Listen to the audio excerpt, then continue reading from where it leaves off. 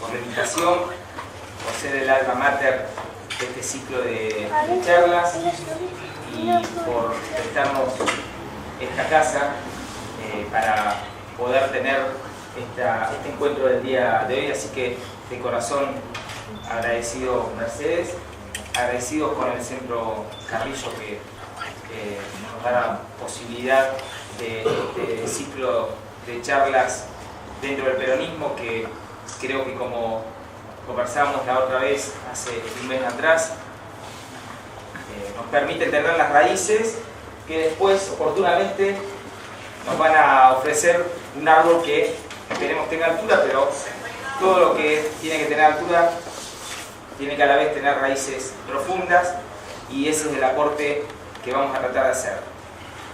Hace un mes, agradecerle a todos, pero también muy especialmente al concejal, amigo y flamante integrante del bloque de concejales del Frente Renovador, Hernán Alcolea, que nos acompaña hoy también con nosotros, así que muchas gracias, Hernán, por acompañarnos.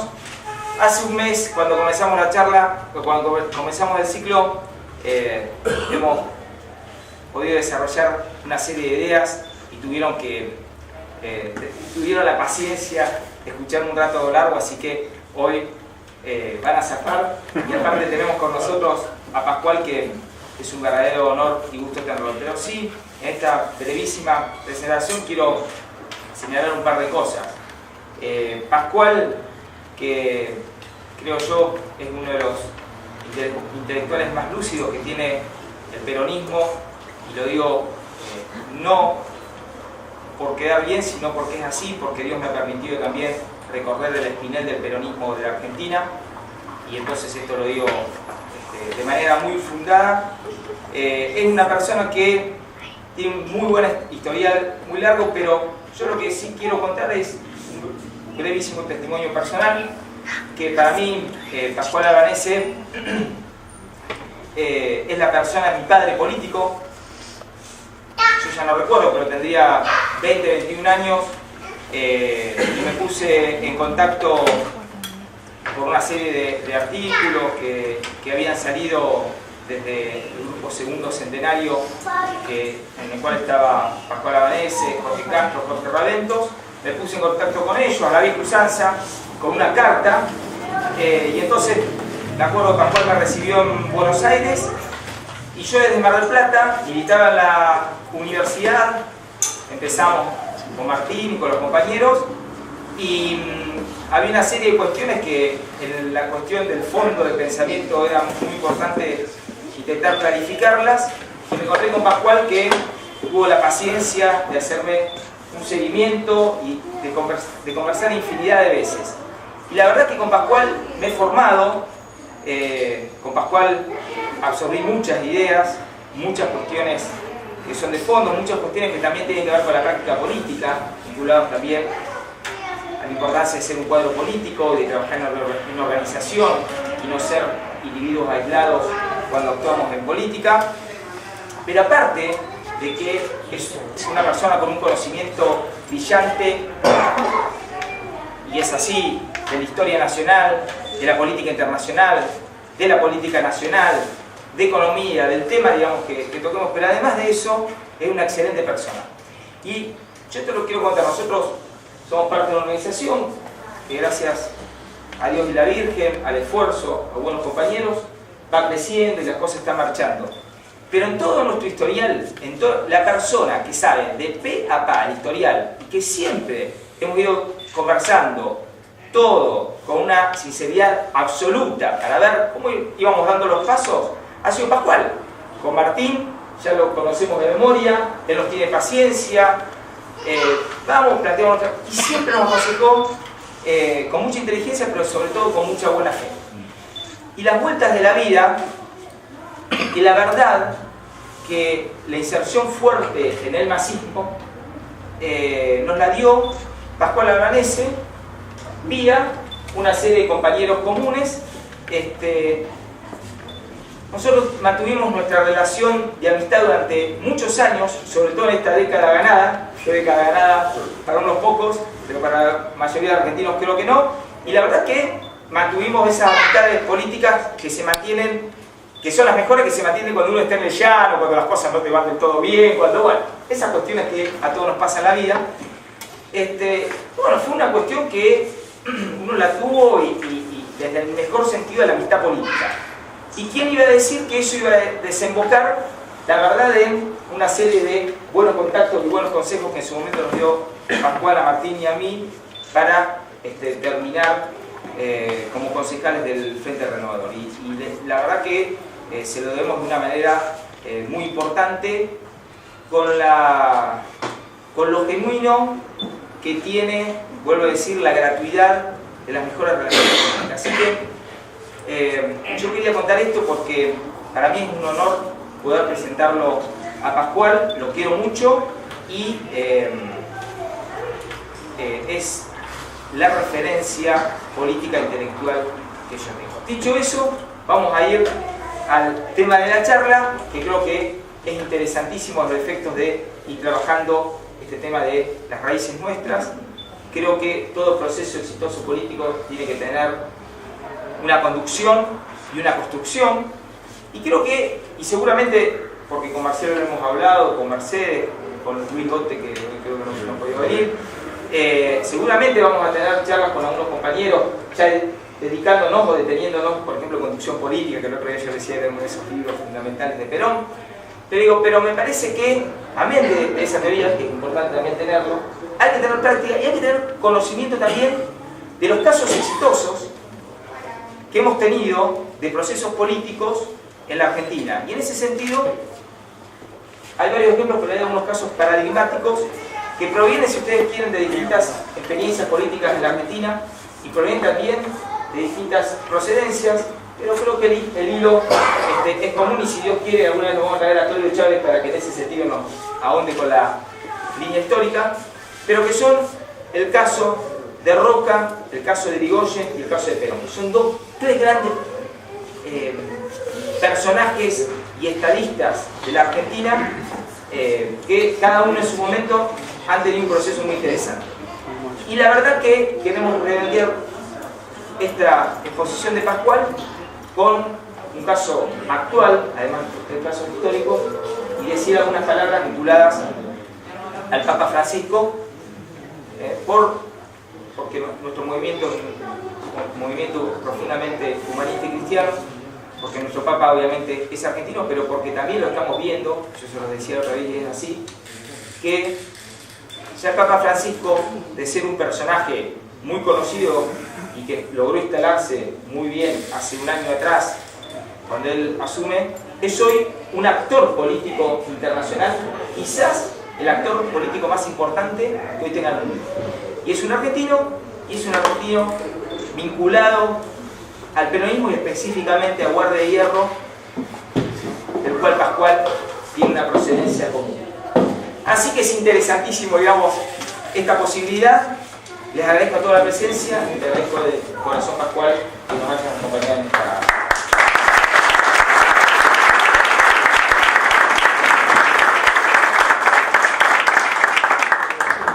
Bueno, como se imaginarán, es difícil hablar después de esto y estar al 10% de las expectativas que Lucas ha despertado. Le agradezco a Mercedes esta oportunidad de estar nuevamente con ustedes, muchos nos conocemos, al sindicato gastronómico, que nos une una vieja amistad y un trabajo común justamente en la tarea de formación de cuadros políticos y sindicales, en este caso en la ciudad de Buenos Aires.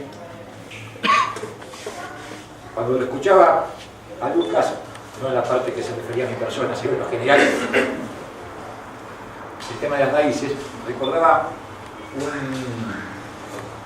una frase de un filósofo alemán muy conocido, Federico Nietzsche, que exhortaba a los hombres a imitar a los árboles, que cuando más crecían, más hundían sus raíces en la tierra.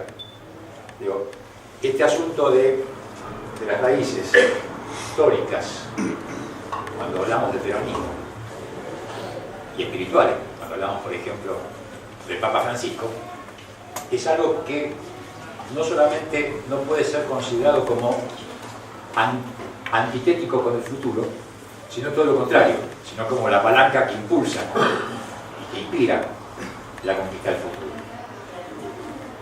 Decía Lucas que hoy íbamos a hablar, lo dijo muy bien, de 3 experiencias de construcción de poder político: Julio Argentino Roca, Hipólito Yrigoyen, Juan Perón, y que vamos a hacer al final una referencia de similar tenor, aunque por supuesto de naturaleza diferente, en relación al tema del Papa Francisco.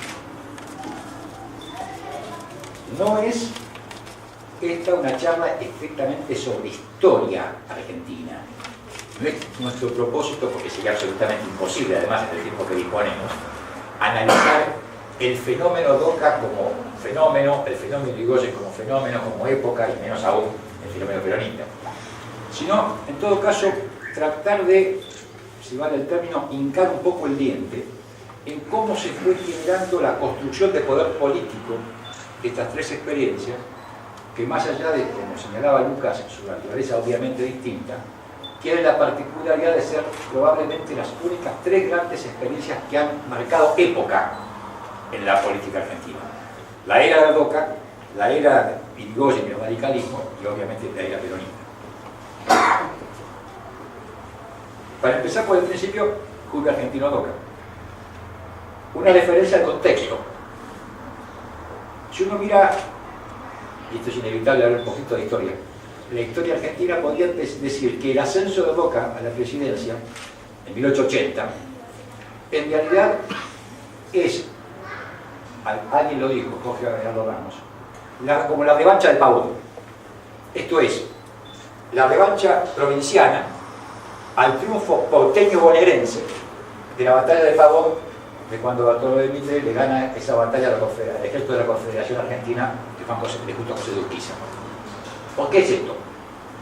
Porque desde 1861 a 1880 la regla fundamental, inalterable, de la estructura del poder político en la Argentina fue el predominio bonaerense en un sentido general sobre el conjunto de la nación.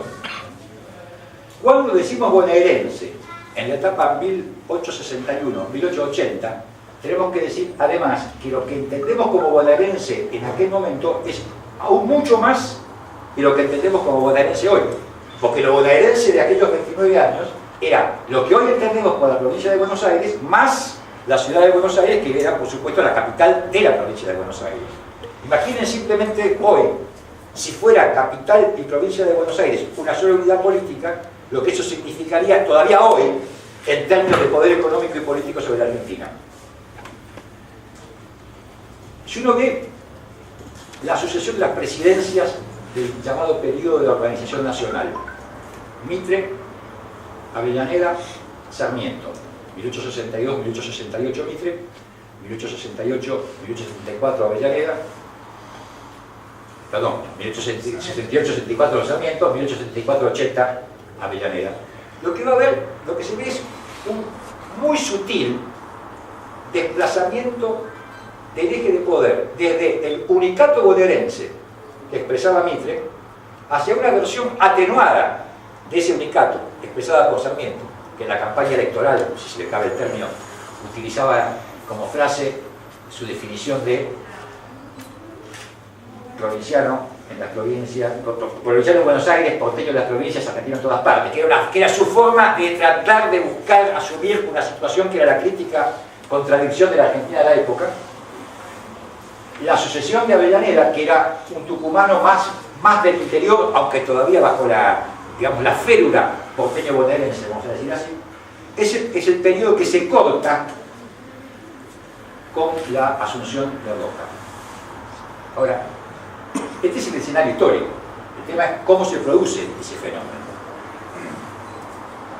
Doca es un personaje del interior. Nació en Tucumán en el 1843. Aunque su carrera política, si cabe el término, no fue en Tucumán ni en la política, sino en el ejército. Fue un oficial importante del ejército argentino que tuvo una carrera meteórica desde el punto de vista político. Ustedes dense cuenta de este dato. Nació en 1843, asumió la presidencia en 1880, a los 37 años. Y ya para entonces había recorrido un cierto camino.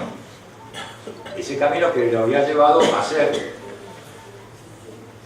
de alguna forma, el jefe de lo que se llamó la conquista del desierto. Y en tal sentido, una suerte de lo que hoy podríamos llamar un caudillo militar, en las condiciones de la Argentina del siglo XIX.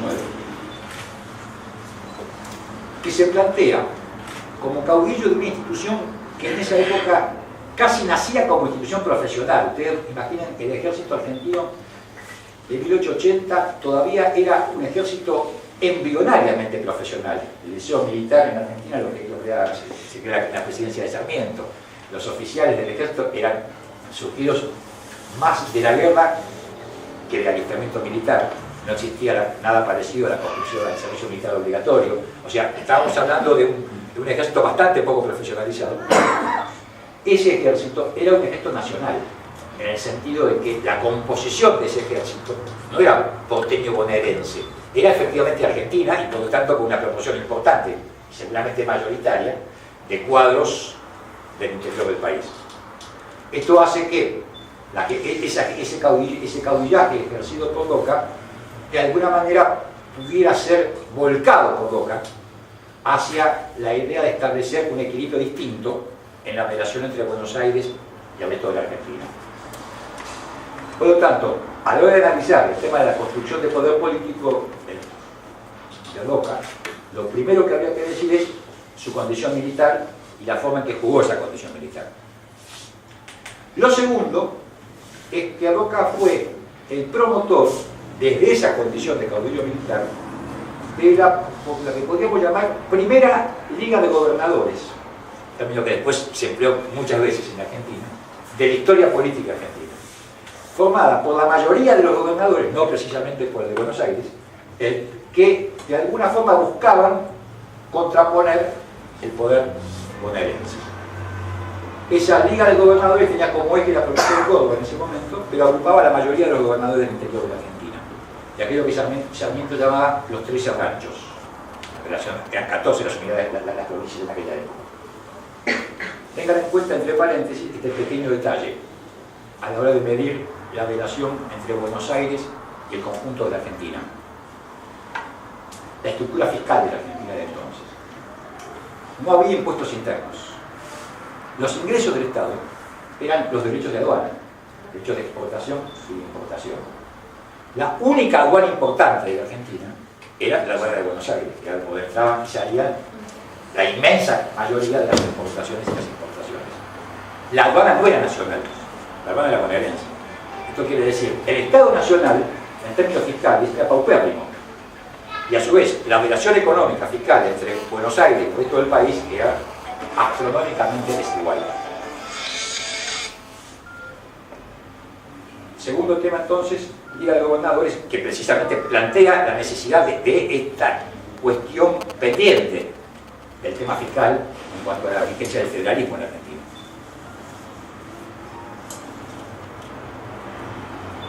Aún así, con la mayoría del ejército a favor y con la mayoría de los gobernadores del interior del país a favor, no era suficiente desde el punto de vista de la relación de fuerzas para torcer la balanza. El tercer elemento de esa construcción de poder político que desarrolló Roca fue la generación de una pata propia en la provincia de Buenos Aires. Que eso fue lo que en esa época se llamaba el autonomismo bonaerense, que tenía en ese momento dos figuras políticas principales, Carlos Pellegrini y Lalo Rocha. El autonomismo en la provincia de Buenos Aires era la oposición al mitrismo gobernante y estaba como excluido del sistema de decisiones políticas de la provincia.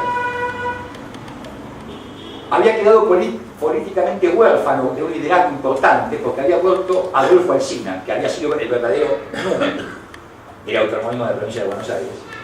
Y por lo tanto, ese sector autonomista enfrentado con el mitrismo no tenía un liderazgo político sólido. es ese tercer paso de Roca, que es la alianza con el autonomismo de la provincia de Buenos Aires, lo que en realidad termina de desequilibrar la balanza de poder y permite desarrollar el proceso que culmina con su victoria electoral y con la asunción del gobierno. ¿Por qué diferenciamos victoria electoral y asunción del gobierno?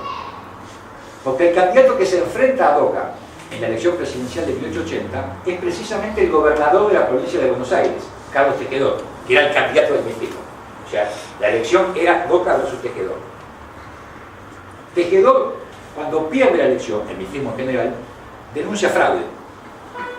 Cosa que en realidad probablemente fuera absolutamente cierta, en el sentido de que en la Argentina todas las elecciones de aquella época siempre habían sido fraudulentas y también esa. Con la única diferencia que había cambiado el beneficiario del fraude en todo caso.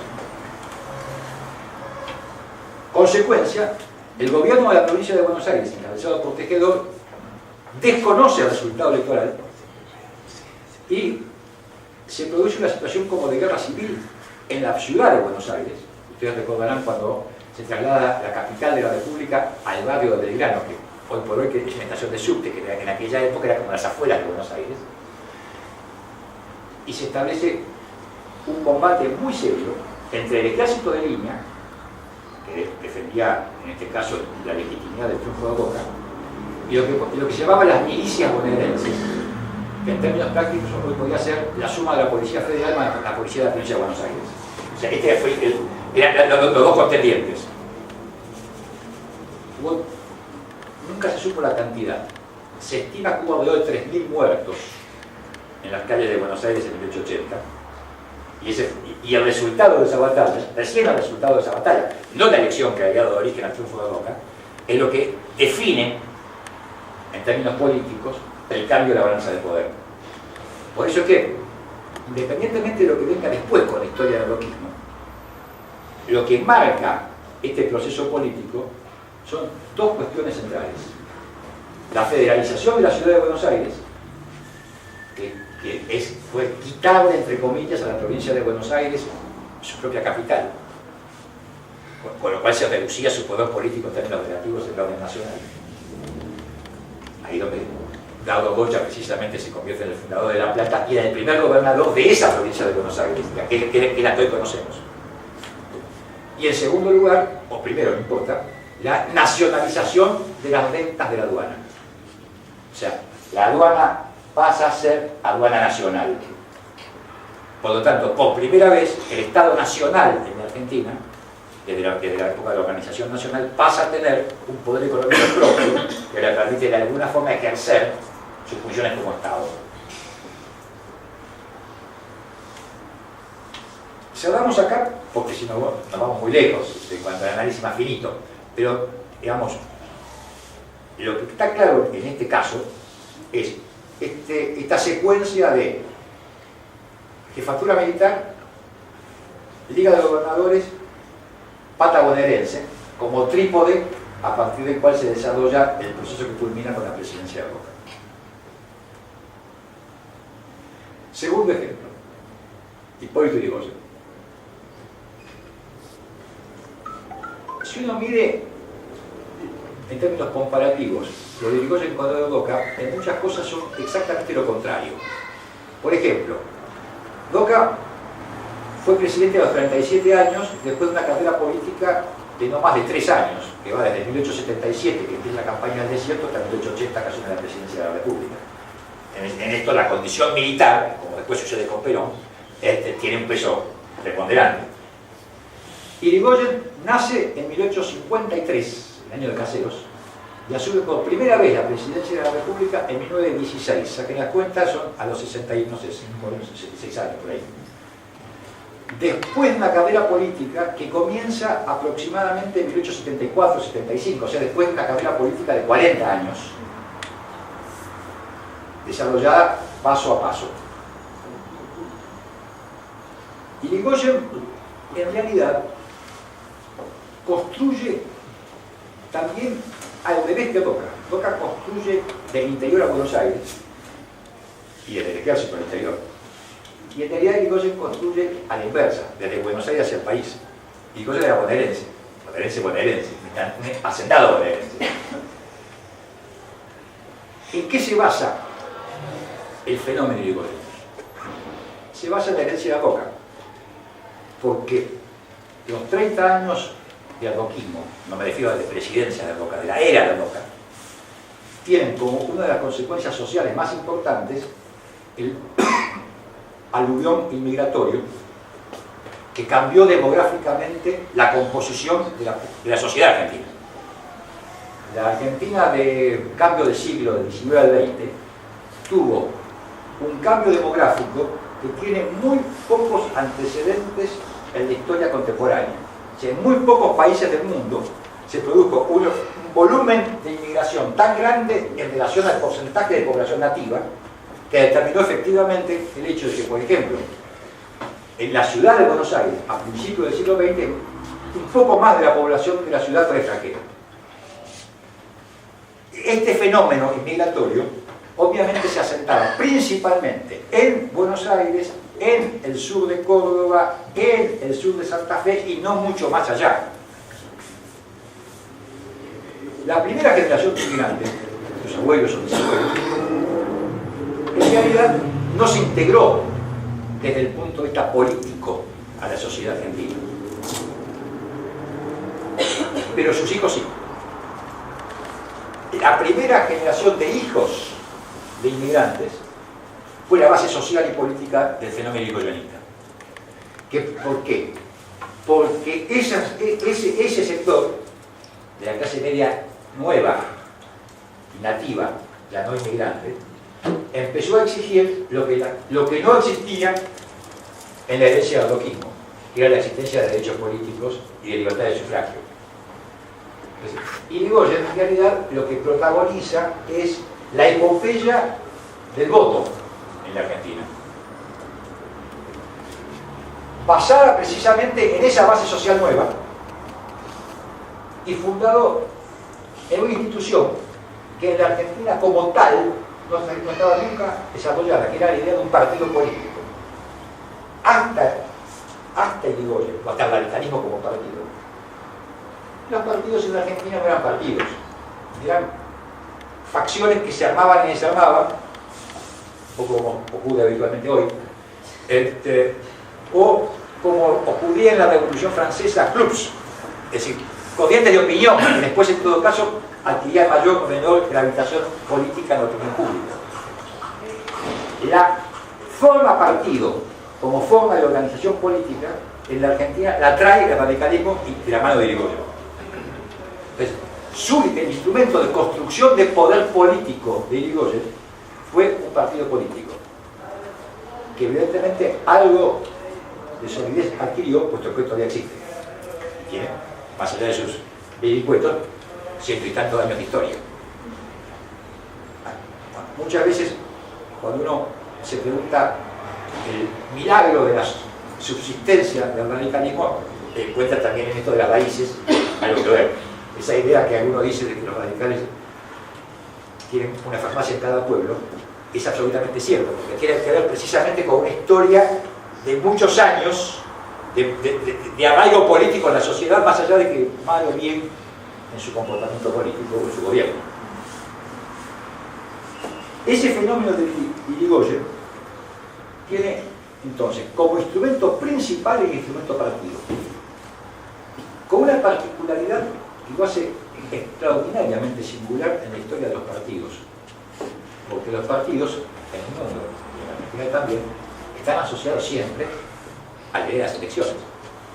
Ahora resulta que este fue un partido, la Unión Cívica Radical, que durante 20 años sostuvo la abstención y no concurrió a ninguna elección de todas las que se fueron haciendo en la Argentina durante 20 años, denunciando el fraude y exigiendo justamente la libertad de sufragio. Imaginen ustedes el grado de disciplina política que se necesita generar en una corriente política nacional para generar 20 años de abstinencia, para decirlo en términos prácticos, en relación a las candidaturas.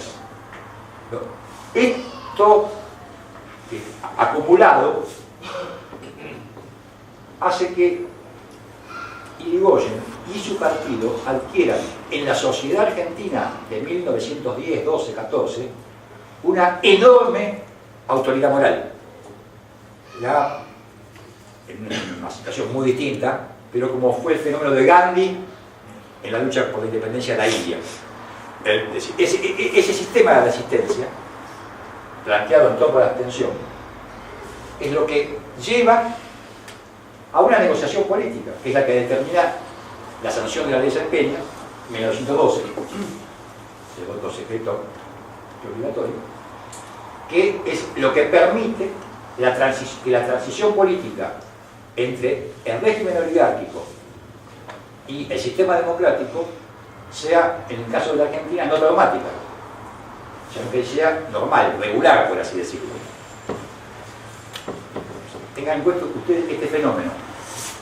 Ese 1911 fue la caída de la monarquía en China, que generó un proceso de guerra civil intermitente que recién culminó en 1948 cuando triunfó Mao Zedong. En 1912 se produjo la Revolución Mexicana, que también quedó una guerra civil una cantidad de años. En 1917 se produjo en Rusia la Revolución Bolchevique. Esto es, en muchos lugares del mundo, esta situación determinó catástrofes. En el caso de la Argentina, la sociedad argentina evitó una catástrofe. Y en este caso, digamos, la responsabilidad no es solamente de Irigoyen, sino lo que podríamos llamar el ala reformista del conservadorismo, en este caso lo que se Peña, pero no era el único, que de alguna forma abrieron el juego y permitieron que esa transición política pudiera hacerse pacíficamente. En relación al tema de la construcción, entonces acá lo más importante de marcar es el instrumento del partido y esta construcción de poder curiosa, vuelvo a decir, singular, de un partido que se mantiene firme en la abstención revolucionaria, siguiendo las directivas de su jefe, hasta que la relación de fuerzas permite una negociación política que hace que se levante, que el fraude desaparezca, o por lo menos se atenúe, y se permita por primera vez en 1916 la existencia de elecciones libres en Argentina. En esta construcción de poder, entonces, así como en el caso de Roca había una causa, que era una causa en el sentido de una causa histórica, que era la búsqueda de un nuevo equilibrio entre Buenos Aires y el interior de la Argentina. En el caso de Irigoyen también era una causa histórica, que era precisamente esto de la libertad de sufragio, que era lo que en ese momento se llamaba la democracia. Tanto es así que el radicalismo, y esto lo pagó tal vez después,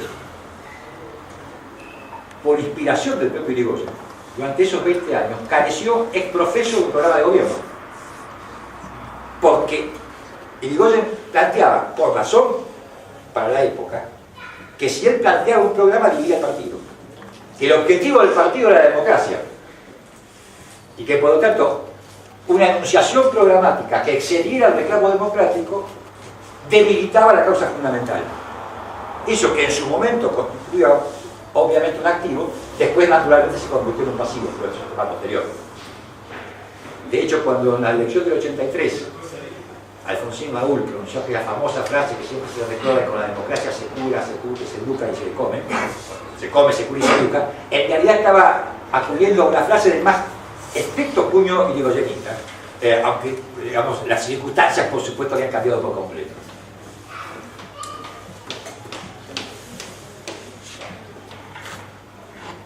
Cambiamos, saltamos de Irigoyen, tema 3, Perón. Perón tiene varias particularidades, no una sola. Para compararlo con los casos anteriores, hay ahí una cosa que lo emparenta con Roca, que es muy importante en la condición militar. Porque eso es lo que explica también cómo en el caso de Roca la velocidad de su carrera política. Empieza en el 43 y el 46 de presidente. Si bien no da en la edad, Roca era un joven militar, pero no era un joven militar, era un militar de 50 años, de 40 y tantos años. En realidad, Perón además no era un militar cualquiera, como tampoco era Roca. Así como Roca era un militar exitoso por la campaña del desierto. Perón era un intelectual del ejército argentino. Uno de los más destacados intelectuales del ejército argentino en su época. Una cosa que siempre se subestima, más bien se omite a la hora de analizar el tema Perón, es que Perón fue uno de los pensadores políticos más importantes de la Argentina. Probablemente el pensador político más importante de la Argentina del siglo XX, y tal vez uno de los dos pensadores políticos más importantes de la historia argentina si computamos a Juan Bautista Alberdi como el pensador político más importante de la Argentina del siglo XIX. Y costaría encontrar un tercer caso digno de comparación. Esto tiene cierta importancia porque lo que en Roca y en Irigoyen, de distinta forma, era básicamente intuición a la hora de la construcción del poder. En el caso de Perón era intuición y concepción. O sea, había una idea más elaborada de cómo se construía el poder y para qué. Así como el fenómeno de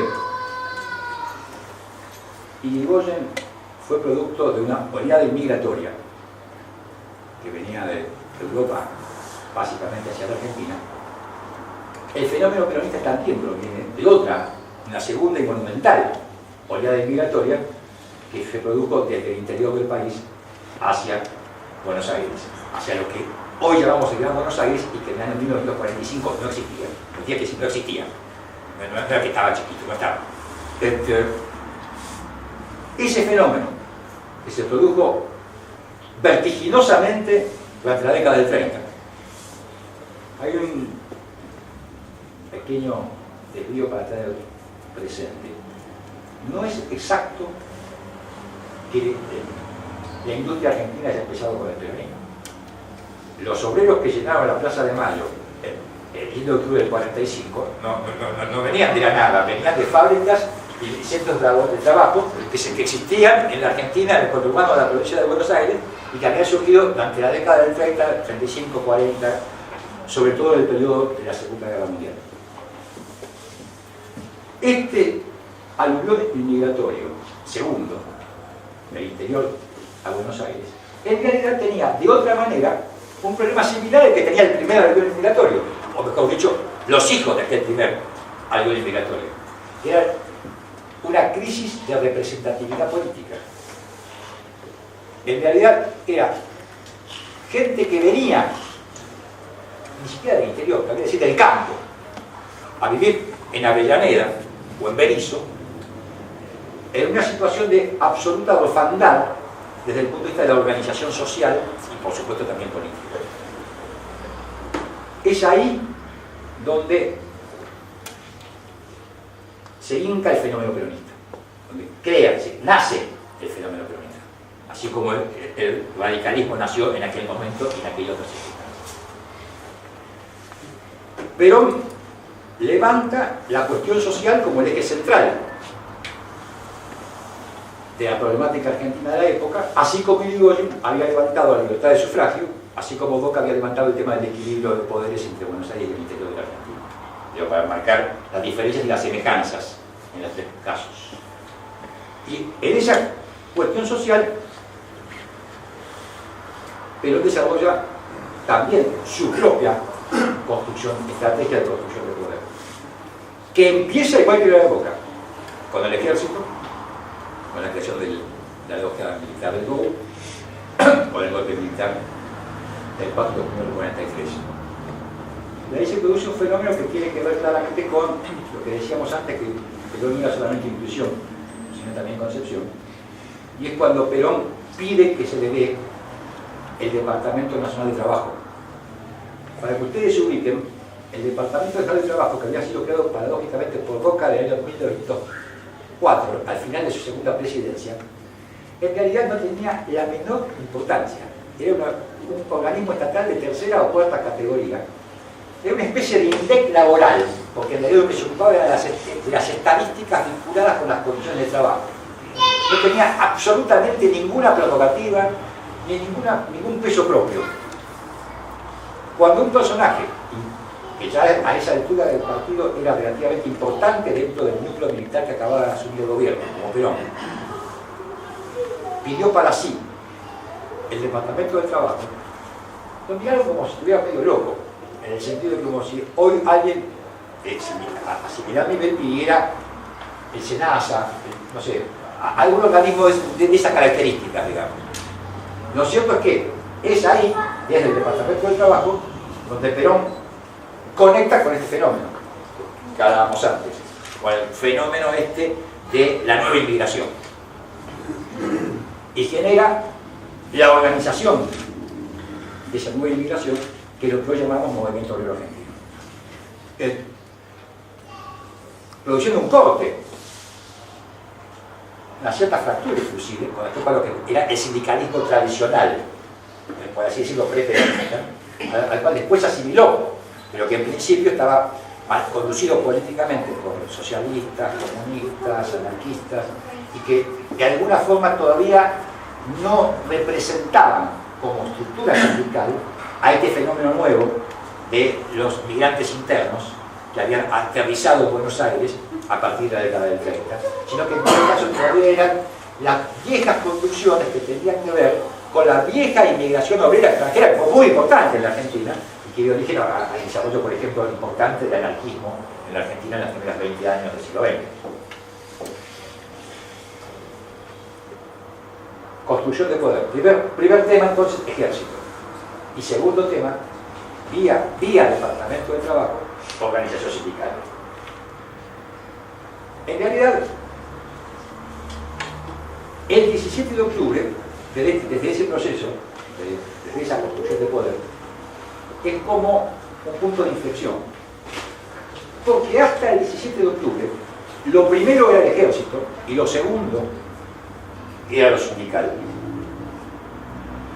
Cuando un golpe interno del ejército termina con Perón y Martín García, es que se produce, por así decirlo, el cambio y la redistribución de poder dentro del peronismo de aquella época, que se expresa el 17 de octubre, y a partir de ese momento cambia el eje político. Sigue siendo el ejército un agente fundamental, pero ahí es donde el movimiento obrero asume el rol que Perón asignó siempre de columna vertebral, y lo ganó precisamente cuando, en el momento que Perón había perdido tácticamente la interna del ejército. Y gracias a esta construcción que había desarrollado en un lapso prodigiosamente breve, entre junio del 43 y octubre del 45, 2 años y monedas, se logra generar esa estructura sindical, por supuesto todavía aún embrionaria en aquella época, pero ya importante, que permite generar un fenómeno, una epopeya de las características del octubre del 45. Ahora, ejército, movimiento obrero, paso 2. El paso 3 fue la creación de la estructura política del peronismo. Y acá también hay un fenómeno vertiginoso, tal vez más vertiginoso que la carrera política de Perón, más vertiginoso aún que el proceso de conformación de la organización sindical peronista, porque se desarrolla en no más de 4 o 5 meses. Ustedes calculen que Perón es liberado el 17 de octubre del 45 y gana las elecciones presidenciales el 24 de febrero del 46. El 17 de octubre a la noche, a la noche, no a la mañana, la palabra peronismo no existía. No había ninguna organización política que asumiera semejante nombre ni que tuviera semejante pretensión. Noviembre, diciembre, enero, y calculemos que cerraban las listas, o sea, no más de 3 meses. Y había que organizar una fuerza política nacional que se presentara a elecciones para presidente y vicepresidente, y en las 14 provincias, para senadores nacionales, diputados nacionales, gobernadores, diputados, senadores provinciales, intendentes municipales en todo el país y concejales en todo el país. Todo eso se hizo en 3 meses y medio más o menos. este fenómeno, que en realidad nunca fue suficientemente estudiado, no he tenido oportunidad de leer nunca nada sobre esto porque la velocidad es casi como imposible de transmitir, demuestra también la vitalidad que tenía el peronismo y el grado de anclaje que había adquirido la sociedad argentina, porque no se puede hacer una cosa así en 3 meses si no hay algo muy a flor de piel que permite que eso pueda ser más o menos así. Y al mismo tiempo explicar que esto haya sido a la que te criaste, con lo que había, por supuesto, naturalmente. Pero este tercer elemento, de alguna manera, es como que significa la tercera pata de ese proceso de construcción política. Con eso, Perón llega al gobierno y asume el 4 de junio del 46. Hay que decir que esa construcción política fue una construcción política hecha sobre la base de lo que hoy llamaríamos una alianza. Era el Partido Laborista, formada básicamente sobre la estructura sindical, lo que se llamó la Unión Cívica Radical Junta Renovadora, o sea, una escisión del radicalismo, y grupos independientes, algunos del nacionalismo católico, otros del tipo conservadorismo, que fueron armando como pequeñas agrupaciones que confluyeron en la fórmula Perón-Quijano. Lo primero que hace Perón, las primeras cosas que hace Perón en términos políticos desde el gobierno, fue precisamente un episodio traumático en la historia del peronismo, fue la disolución de todas las fuerzas políticas que había llevado el gobierno, fusionándolos en el Partido Peronista. Cosa que generó, por supuesto, muy fuerte resistencia en muchos de estos sectores, sobre todo en la estructura laborista, que sentía como que había ganado más predicamento durante la etapa previa de la elección y sentía como un demérito el hecho de tener que fusionarse con las demás fuerzas políticas en lo que se llamó el Partido Peronista. Pero este cuarto paso de concentración de poder fue un punto fundamental para explicar la capacidad de gobernabilidad que tuvo Perón durante los años que en ese periodo gobernó la Argentina. Como ya, por así decirlo, aunque no lo fue así, ese proceso de construcción del peronismo fundacional se completa con el voto femenino. Es decir, cuando se aprueba la ley del voto femenino, se termina en realidad el ciclo de la democratización de la política argentina, que se había iniciado con el Irigoyen.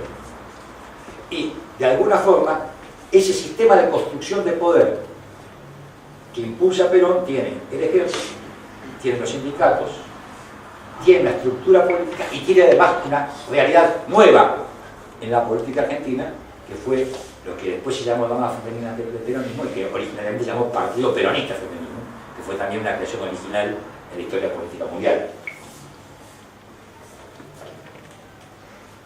Este fenómeno de construcción de poder,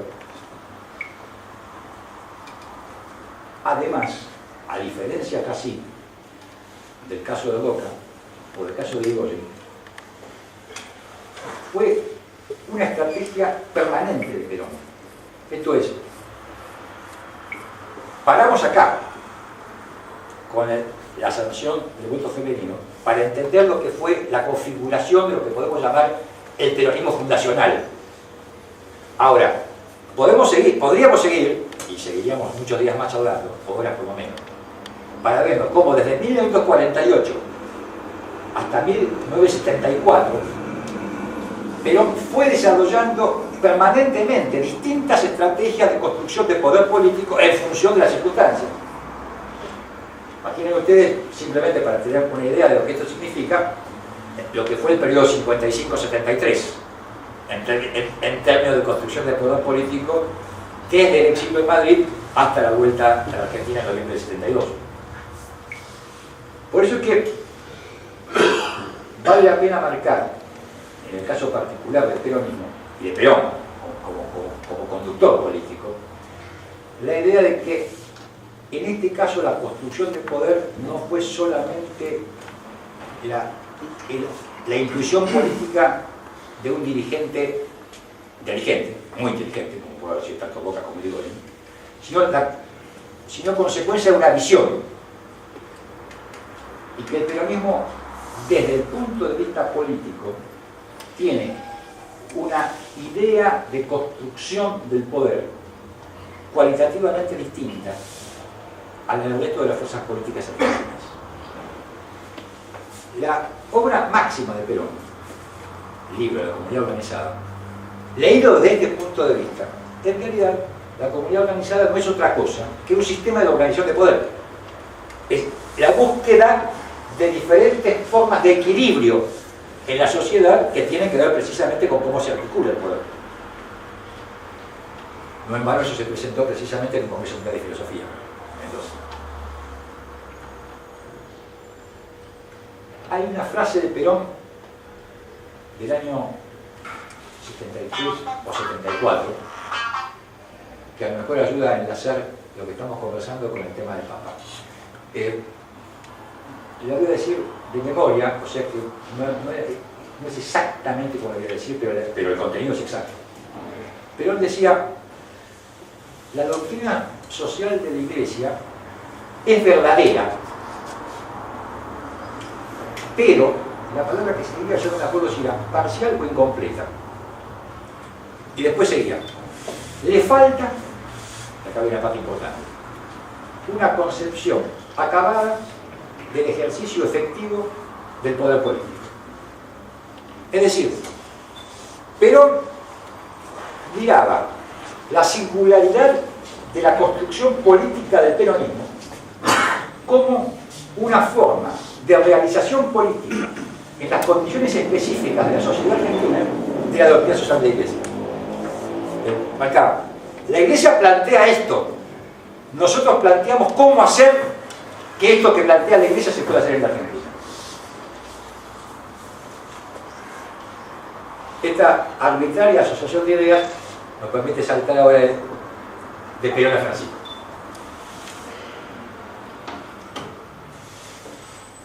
Obviamente, en el caso del Papa Francisco, hay una construcción de poder, entonces, absolutamente independiente de cualquier consideración sobre la cuestión religiosa. Este es un dato objetivo de la realidad.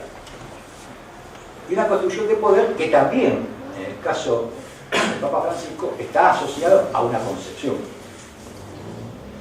Porque, por aquello que decía Ortega hace de que uno supone sus circunstancias, Jorge Mario Bergoglio es hijo de la Argentina, de las circunstancias de la Argentina y de las circunstancias de la Argentina y del peronismo en la Argentina en la década del 70. Bergoglio asume la condición de provincial de la Compañía de Jesús en la Argentina el 31 de julio de 1973, teniendo 36 años. Esto es 18 días después de la denuncia de Héctor Cámpora a la presidencia de la República y en el momento culminante del conflicto político entre Perón y la Revolución de Montoneros. Importa esta analogía por lo que viene después. En paralelo, en la Iglesia latinoamericana surgía una corriente vinculada a la teología de la liberación, aunque no era toda la teología de la liberación, que planteaba el socialismo y la lucha armada como la forma de realización del mensaje evangélico. Esto tuvo enorme importancia en muchos lugares de América Latina, enorme importancia en Argentina, en la formación de algunos de los dirigentes políticos más importantes de Montoneros, como Mario Firmenich, Fernando Valverina, Carlos Ramos, todos militantes de la Juventud Estudiantil Católica. Ninguno de origen marxista, de esto que estamos hablando, otros sí, de todo. Este fenómeno, esta corriente dentro de la Iglesia Católica, también tuvo una expresión muy fuerte, particularmente fuerte, dentro de la Compañía de Jesús en la Argentina. Por ello hago la asociación entre el momento en que asume Bergoglio la condición de provincial y la radicalización del conflicto entre Perón y Montoneros.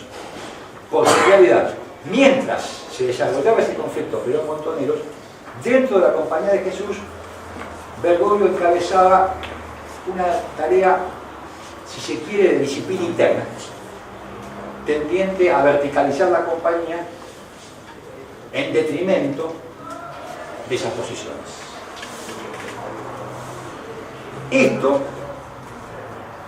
se expresó muy claramente en el ámbito de la Universidad de El Salvador, porque claro, es un ámbito laico, no se expresaba con tanta claridad en el orden interno de la compañía, que la cosa naturalmente es mucho más cerrada.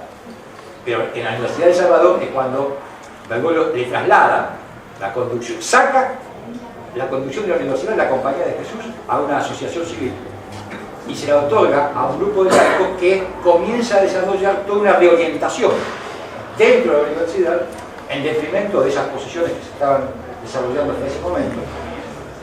Y eso está en el origen de muchas de las calumnias que escuchamos después contra el Papa en los últimos 10 años. Producto precisamente de los sectores que se vieron en aquel momento marginados en simultáneo, vuelvo a decir, con el conflicto Perón-Montonero. Tan en simultáneo que en realidad había obvios vasos comunicantes entre el sector de la Iglesia, este sector de la Teología de la Liberación, y algunas de las sociedades armadas de la Argentina, particularmente Montoneros. Decimos esto porque, si bien esto tiene que ver con el pasado lejano, también se exhibió en el presente cercano, cuando desde determinados sectores, tipo Horacio Belletti y compañía, se comenzó a acusar al Papa de las cosas más absurdas.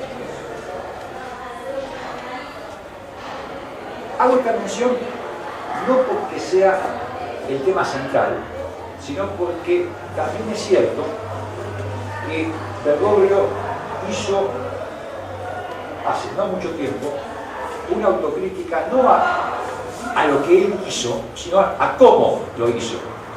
En un reportaje que precisamente en la Ciudad Católica, la revista de los jesuitas, dice: cuando yo era joven tuve actitudes a lo mejor demasiado autoritarias.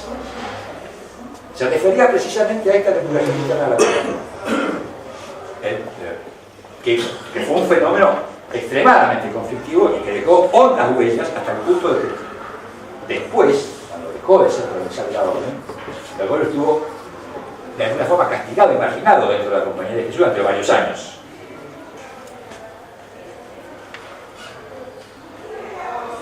Sin embargo, de todo esto, lo más importante no es el conflicto este. Lo más importante es que Bergoglio surge como fenómeno dentro de la Iglesia, muy emparentado con el pensamiento y la doctrina de Perón, porque justamente desarrolló una batalla casi conjunta con Perón frente a enemigos casi idénticos en un momento crítico de la historia política argentina. Esto marcó su formación en el sentido de la lectura de Perón. Pasaron 40 años, esto es pasado. Hoy, lo decía bien Lucas, Francisco Llano Bergoglio es probablemente el principal actor político mundial. Esto tiene que ver con algo que ha pasado en el mundo, no solamente en Argentina, sino mucho más en el mundo que en Argentina, y que en términos de la ciencia política uno podría caracterizar, si suele hacerlo, como el paso de la era del hard power a la idea del soft power, el paso de la idea del poder duro a la idea del poder blando, porque el fin de la Guerra Fría y, digamos, el contexto en el cual se desarrolla el mundo desde entonces en adelante, a partir de la revolución tecnológica, va cambiando las condiciones de la cultura, de la sociedad y también de la política. Por eso es que hoy por hoy el prestigio, la autoridad, en el sentido de autoridad genuina, tiene un valor político más fuerte que el de las armas. Esto ayuda a entender por qué un papa puede ser un líder mundial.